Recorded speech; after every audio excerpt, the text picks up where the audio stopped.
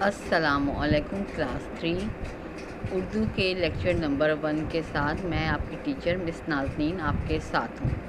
आपको स्क्रीन पर अपनी किताब सदाबहार नज़र आ रही है। इस किताब को अपने सामने रखिए। सही है, मैं भी अपने सामने रख रही हूँ, आप अपने सामने रखिए। आज की क्लास में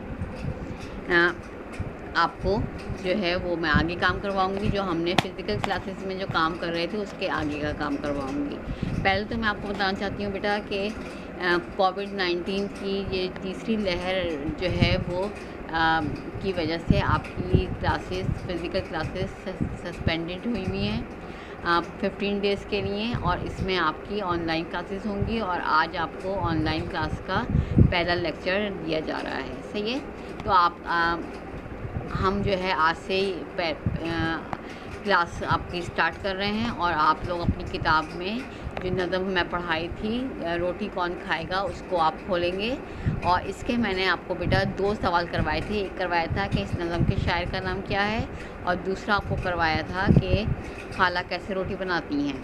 इसका जो तीसरा सवाल है वो है ये जो मैंने बोर्ड पे लिखा हुआ है, नज़म का मरकज़ी ख़याल क्या है। सही है, सबसे पहले मैं आपको बताऊंगी मरकज़ी ख़याल। मरकज़ी ख़याल किसे कहते हैं?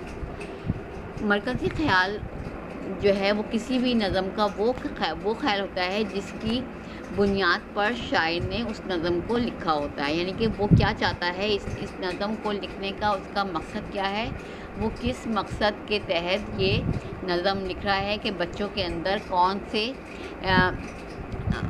सी स्किल्स को वो पैदा कर पाए, और ये नज़म उससे बच्चों पर क्या असर मरतब करेगी। तो ये जो आइडिया होता है जो उसका, जिसे इंग्लिश में सेंट्रल आइडिया बोलते हैं और उर्दू में मरकज़ी ख़याल बोलते हैं, तो ये मरकज़ी ख़याल जो है इस नज़म रोटी कौन खाएगा का मैं आपको आज लिखवा रही हूँ। सही है, मरकज़ी ख़याल यानी उसका मेन आइडिया क्या है, वो किस मकसद के तहत ये नज़म शायर ने लिखी है, उसकी नज़र में क्या ख़याल था। तो इसका मरकज़ी ख़याल मैं लिखवा रही हूँ। आप जो है सवाल लिखेंगे, फिर मरकज़ी ख़याल की हेडिंग डालेंगे।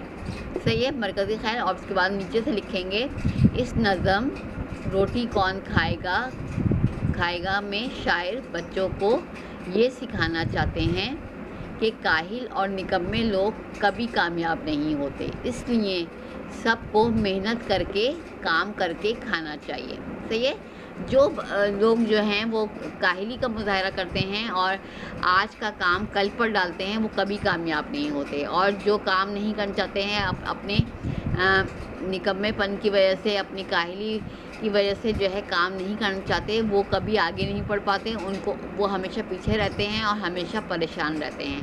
तो शायर जो है वो ये नज़म लिखकर ये आपको सिखाना चाहता है कि सारे बच्चे जो हैं वो ये बात समझ लें कि अगर वो काहिली दिखाएंगे, काम नहीं करेंगे वक्त के ऊपर, कभी भी आज का काम दूसरे दिन के लिए नहीं छोड़ना चाहिए। कभी ये नहीं कहना चाहिए कि मैं ये कर लूँगा, अभी नहीं कर रहा कल कर लूँगा। जैसे आप लोग अक्सर होता है ना क्लास में कहते हैं मिस मैं घर से कर लूँगा, मिस मैं ये कर लूँगा, मैं अभी नहीं कर रही, मैं घर से करके लेकर आ जाऊँगी।